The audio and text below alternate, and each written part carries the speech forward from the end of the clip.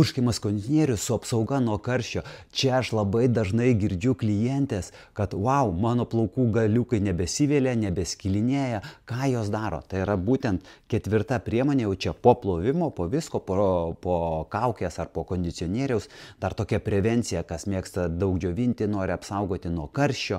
Tai yra būtent purškiamas kondicionierius su apsauga nuo karščio. Jisai ir minkština, ir apsaugo nuo karščio. Tai kaip jį naudoti? Jį galima ir ant šlapių plaukų, ir ant sausų. Aš girdžiu, kad purškia, dulksna, įsideda į rankinukus po sporto, kartais pamiršta, ateina, sako, aš ofise pasipurškiu. Geriausia, aišku, iš karto po plovimo užsipuršti, įsidžiovinti, bet galima ir ant sauso. Žiemą jisai labai puikus, kai įsielektrina, kapišonai.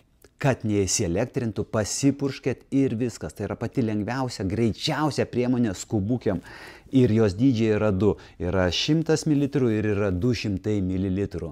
200 ml visą laiką labiau apsimoka, didesnė pakuotė, užtenka tikrai ilgam, tokia faina, dulksna ir apsaugot savo plaukus. Kaip tai veikia, nežinau, bet aš pastebėjau, kad ilgalaikę naudojimui, kada klientės ilgiau panaudoja, jos sako, wow, tikrai geras. Tai nebus taip, kad užsipurškėt ir jau tenai po 5 dienų kažkas tai įvyko. Ne, tai tokio ilgalaikio naudojimo efektas, kai saugai, kai jos prižiūri, kai įdedi į plaukus meilės, tai ir turi plaukuose meilę. Dėkoju.